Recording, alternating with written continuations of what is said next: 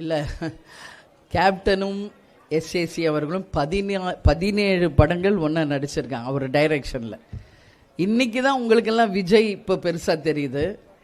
சினிமாவில் வந்து அரசியலுக்கு வந்த பிறகு நாங்கள்லாம் சின்ன பையனாக இருந்த காலத்துலேருந்து கேப்டன் அவங்கள பார்த்துருக்காரு. நம்ம வீட்டுக்கு பக்கத்து தான் அவங்க வீடு. அதனால் உங்களுக்கு வேணா விஜய் எங்களுக்கு எங்கள் பையன்தான் நான் சொல்லுவேன்.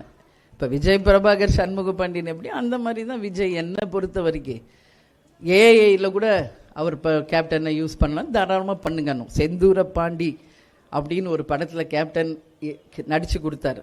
இன்றைக்கி அவர் நல்லா இருக்கார், வாழ்த்துக்கள்.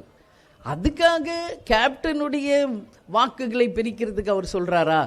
அவர் கேப்டன் ஃபோட்டோவை யூஸ் பண்ணுறாங்கன்னு சொல்கிறாங்களா? அப்படின்னா எங்களுக்கென்று ஒரு கட்சி இருக்குது, எங்களுக்கென்று ஒரு அமைப்பு இருக்குது, எங்களுக்கென்று எங்களுடைய மாவட்ட செயலாளர்கள், நிர்வாகிகள், தொண்டர்கள் லட்சக்கணக்கான பேர் தமிழ்நாடு முழுக்க இருக்கிறார்கள். எங்கள் கட்சி 20 ஆண்டு கட்சி, எதிர்கட்சியான கட்சி.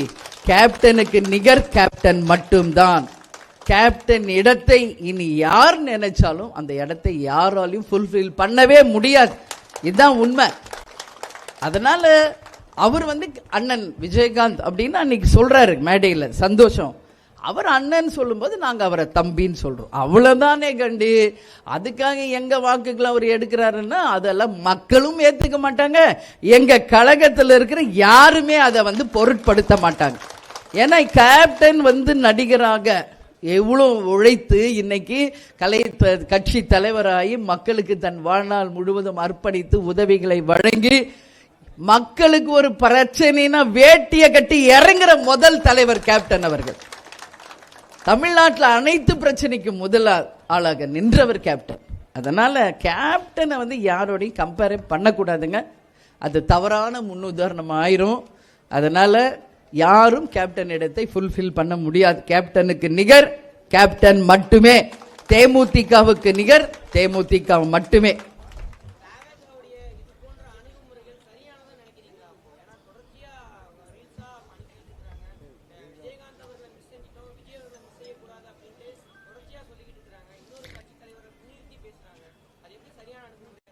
இது அவங்க தான் புரிஞ்சுக்கணும். இதுக்கு எங்க கட்சியில் இருக்கிற எங்கள் நிர்வாகிகள், தொண்டர்கள், ஐடி விங் அதுக்கு சரியான பதிலடி அவங்களும் கொடுத்துக்கிட்டு தான் இருக்காங்க. இது வந்து ஏதோ சோஷியல் மீடியாவில் இது ஸ்ப்ரெட் பண்ணுறதை விட உண்மை நிலை அவங்களும் உணரட்டும். அதனால் எங்களுக்கு ஒன்றும் அதை பற்றி இல்லை. பட் கேப்டனுக்காக உருவான கட்சி, எங்களுக்கு வாரிசு இருக்காங்க பாருங்க. எவ்வளோ பேர், லட்சக்கணக்கான கேப்டன்களை தலைவர் உருவாக்கிட்டு போயிருக்கார். கேப்டன் ஒருத்தர் தான், இன்னைக்கு லட்சக்கணக்கான கேப்டன் இல்லை, கேப்டன் உருவாக்கிட்டு போயிருக்காரு. கரை வேட்டி கட்டி கட்சி துண்டு போட்ட அத்தனை பேரும் கேப்டன். இன்னைக்கு மஞ்சள் சேரை கட்டி இன்னைக்கு இருக்கின்ற மகளிர் அணி அத்தனை பேருமே லேடி கேப்டன்ஸ்.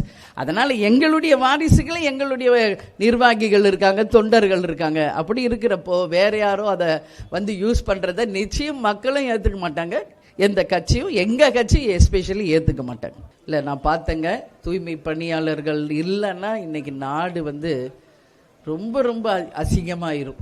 சரிங்களா? தங்களுடைய உயிர் எல்லாத்தையும் அவங்க வந்து டெடிகேட் பண்ணி தான் இன்னைக்கு அந்த தொழிலே அவங்க செய்கிறாங்க. அப்படி இருக்கும்போது மழை தண்ணியில் கரண்ட் ஒயர் விழுந்து அவங்க தெரியாமல் கால் வச்சு அவங்க இறந்துட்டாங்க. அவங்களுக்கு ஆழ்ந்த இரங்கலை தேசிய முற்போக்கு திராவிட கழகத்தின் சார்பாக நாங்கள் தெரிவிச்சுக்கிறோம். ஏற்கனவே தூய்மை பணியாளர்கள் நம்மளுடைய ஆர்ப்பாட்டம் செய்த போது, ரிப்பன் மாளிகை முன்னாடி உட்கார்ந்து அவங்க ஆர்ப்பாட்டம் செய்த போது நான் நேரடியாக கழக மாவட்ட செயலாளர்களோடு சென்று அவர்களுடைய துயரில் பங்கேற்று அவங்களுடைய கோரிக்கை என்ன என்பதை கேட்டு அவங்களுக்கு ஆறுதல் சொல்லிட்டு வந்தேன். அறிக்கையும் கொடுத்தோம், முதலமைச்சர் கவனத்துக்கும் அதை கொண்டு சென்றிருக்கிறோம். அவங்க கேட்கறது 2 தான். ஒன்று, அவங்க ஒர்க் பண்ணுறத பெர்மனன்ட் ஜாப் ஆக்கணும். இன்னொன்று, பழைய ஊதியமே அவங்களுக்கு தரணும். இது 2 தான் அவங்க எதிர்பார்க்குறாங்க. பட் கவர்மெண்ட் அதை பற்றி சொல்லாமல் வீடு தரோம், காலை உணவு தரோம், அவங்க பிள்ளைங்க படிப்புக்கு தரோன்னு சொல்கிறாங்க. அதுவும் இல்லாமல் வேற புதுசாக வந்த பணியாளர்களை வச்சு அன்னைக்கு வந்து அவங்க நன்றி சொல்கிற மாதிரியெல்லாம் காமிச்சாங்க. இது எல்லாருக்குமே தெரியும். இது வந்து ஒரு மாயை உருவாக்கி இருக்காங்க. பட் உண்மையில் பாதிக்கப்பட்ட மக்கள் நல பணியாளர்களுக்கு இன்னும் அவங்க கேட்குற கோரிக்கை போய் சேரவில்லை. முதலமைச்சர் அவர்கள் அவர் பக்கம் செவிசாய்த்து அவங்க கோரிக்கையை நிறைவேற்ற வேண்டும் என்று தலைமை கழகம் சார்பாக கேப்டன் பிறந்தநாளை மட்டும் நான் அவங்களுக்காக கோரிக்கை வைக்கிறோம். இல்லை, குலத்தொழிலாக மாறக்கூடாது, அதில் எங்களுக்கு மாற்று கருத்தே கிடையாது. அவங்க அப்பா அம்மா அந்த வேலை செஞ்சால் பசங்களும் அந்த வேலை தான் செய்யணும்னு அவசியமே கிடையாது. அவங்கெல்லாம் நாளைக்கு நல்லா படித்து டாக்டர்ஸா, கலெக்டரா, ஐபிஎஸ்ஸா, இன்னும் பெரிய பெரிய ஜாபுக்கு வரணுன்றதான் எங்களுடைய எண்ணம், ஆசீர்வாதம். இப்போ கூட ஏன் எல்லாருக்கும் கல்வி உதவி தரோம்? எல்லாரும் படித்து அவங்க சொந்த காலில் நிற்கணும், வாழ்க்கையில் முன்னேறணும். பட் அவங்களுடைய கோரிக்கை இன்னைக்கு ஆல்ரெடி அந்த வேலை பார்த்துக்கிட்டு இருக்கிறவங்களுக்கு நிரந்தரமாக எங்களுக்கு பணி கொடுங்கன்னு தான் அவங்க கேட்குறாங்க. அதே மாதிரி பழைய அந்த ஊதியத்தை கொடுங்கன்னு கேட்குறாங்க. இன்னைக்கு கவர்மெண்ட் எவ்வளோ வரி வசூல் செய்கிறோம், இன்னைக்கு அத்தனை வரிகளும் இன்னைக்கு உயர்ந்து போயிருக்கிறது. ஏன் அவங்களுக்கு கொடுத்தா என்ன குறைஞ்சு போகுது கவர்மெண்ட்? அதனால நிச்சயம் அவங்களுடைய கோரிக்கைக்கு நம்மளுடைய தமிழக அரசு செவிசாய்க்க வேண்டும் என்று கேட்டுக்கொள்கிறேன். டயா பூஸ்டர் சுகருடைய ரிமோட் கண்ட்ரோல் இனி உங்க கையில. அனைத்து மருந்து கடைகளிலும் கிடைக்கும்.